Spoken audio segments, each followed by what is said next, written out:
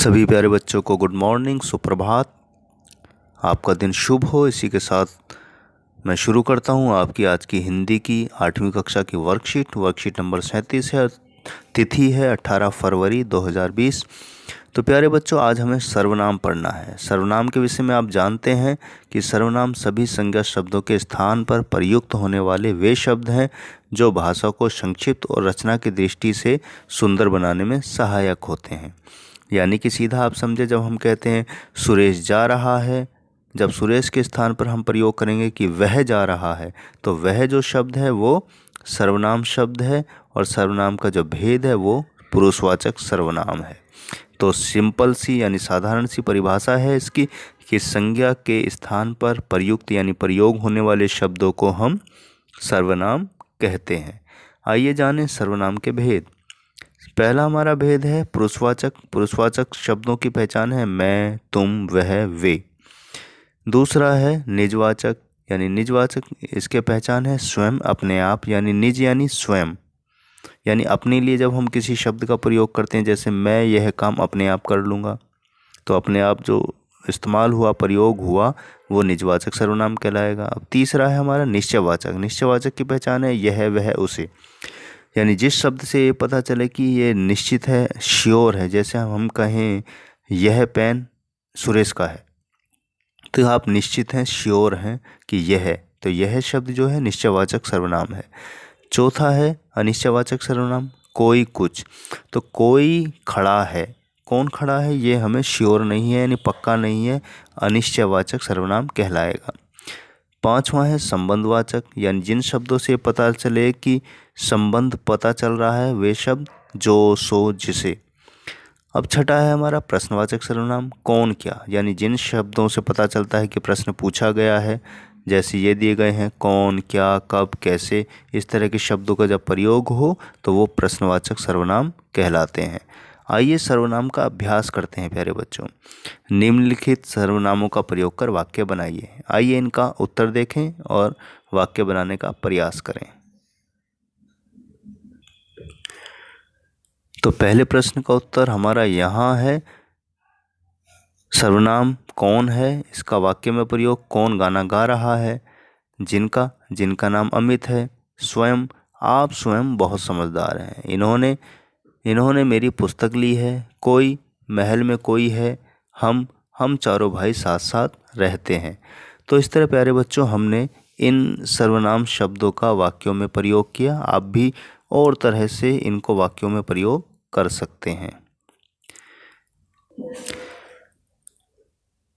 दूसरा प्रश्न हमारा है कि निम्नलिखित वाक्यों को पढ़कर सर्वनाम शब्द छांटिए और उनके भेद लिखिए। तो कुछ वाक्य दिए गए हैं, इनमें हमें सर्वनाम शब्द छांटना है और बताना है ये कौन सा भेद है सर्वनाम का। तो उत्तर हमारा का है कि आप कहाँ जा रहे हैं। तो इसमें आप जो है सर्वनाम है और सर्वनाम कौन सा है, पुरुषवाचक सर्वनाम। अब देखिए दूसरा है जैसा करोगे वैसा भरोगे। तो जैसा और वैसा दो शब्द दिए गए हैं, तो जैसा वैसा जो है संबंधवाचक सर्वनाम है, यानी जैसा करोगे वैसा भरोगे, तो एक का संबंध दूसरे वाक्य से है। आप गलत करोगे तो गलत ही भोगोगे। तीसरा हमारा है यह मेरी पुस्तक है। तो यह और मेरी क्या है, निश्चयवाचक सर्वनाम है, यानी श्योर है कि यह पुस्तक मेरी है। चौथा है वहाँ कोई छिपा है। तो वहाँ और कोई में निश्चयवाचक है और कोई में अनिश्चयवाचक है। तो वहाँ ये पक्का है कि वहाँ कोई है, इसलिए वो निश्चय है यानी श्योर है। कोई, कौन छुपा है ये नहीं पता, इसलिए कोई शब्द जो है अनिश्चयवाचक सर्वनाम है। अगला है आप हमारी शिक्षिका हैं। तो आप और हमारी जो है वो है पुरुषवाचक सर्वनाम। तो उम्मीद है वाक्यों में से आपने सर्वनाम ढूंढे और पहचान की कि ये सर्वनाम का कौन सा भेद है। आइए बढ़ें तीसरे प्रश्न की तरफ। तीसरा प्रश्न हमारा है कि उचित सर्वनाम द्वारा रिक्त स्थान भरिए। ये खाली स्थान दिए गए हैं, इनको हमें सही सर्वनाम शब्द से भरना है। तो का हमारा है जरा देखो बाहर कौन खड़ा है। दूसरा है कुछ भी नहीं जानता, यानी कि वह कुछ भी नहीं जानता। गा है, क्या तुम मेरे साथ घूमने चलोगे? खा है, छात्र अपना काम स्वयं कर रहे हैं। ड़ा है, जिसने परिश्रम किया होगा वह सफल होगा।